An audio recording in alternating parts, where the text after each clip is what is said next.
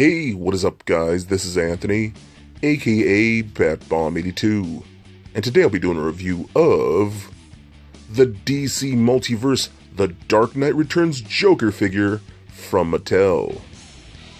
Now, taking a look at the front, we can see that the figure is showcased in your standard Multiverse window box packaging.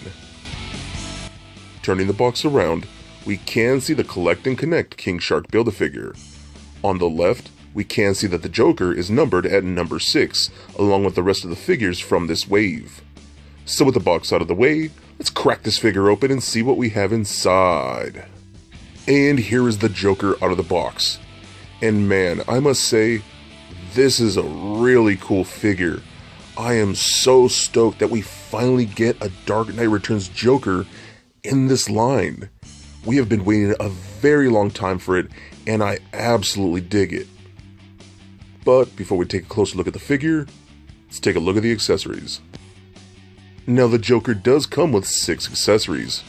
Starting off, he comes with the upper torso piece for the Collect and Connect King Shark Build-A-Figure. He comes with 2 interchangeable heads, a pistol, a piece of a batarang, and a knife. So with the accessories out of the way, let's take a closer look at the Joker. Alright guys, now let's take a closer look at the Joker here. Now I am very, very excited for this figure.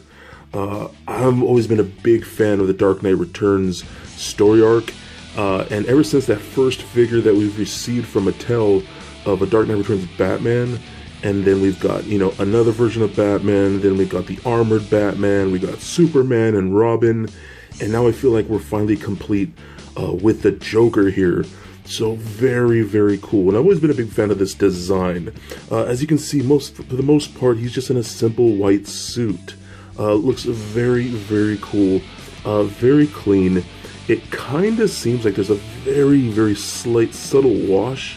I can't really tell, but it kind of seems like there is throughout the suit a little bit, just to give it a little more shadow. So I do like that. I love the big collar right here. I mean, just such a classic look that we had from Frank Miller. Got those really cool, look at those like shoes right there, like a nice purple. Then you got that heel going on. That's really, really cool. I love that. You can even see under here the shirt with the tie. That looks really good too. Man, just such a really cool figure. Really great head sculpt. I think they absolutely nailed the head sculpt here with this figure. It's hard to tell, but there is like two-toned white in there with the almost seems like it's molded in white with like a light gray wash in there. It's very interesting how they painted that. I think it came out really, really good. Really nice hair sculpt. I mean, man, look at that dark green wash in there too. I think looks fantastic. Really, really nice. So he does come with a few accessories.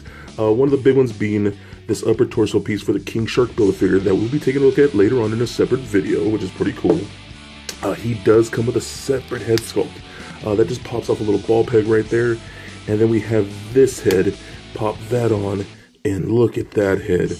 I mean, that is insane. And as you can see, it has a little batarang sticking in the eye. For many of us that have read the book, we know exactly what that is. And that is a separate piece that comes off in the package, or it comes out in the package like that. And you can see a little slot right there in the eye.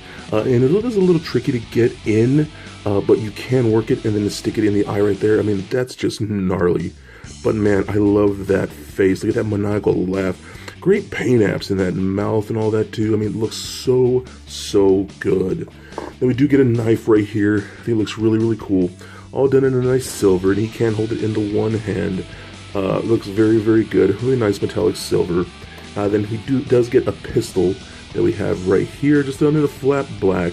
Not a whole lot of sculpted detail to it, but it's pretty accurate to the design from the comic book.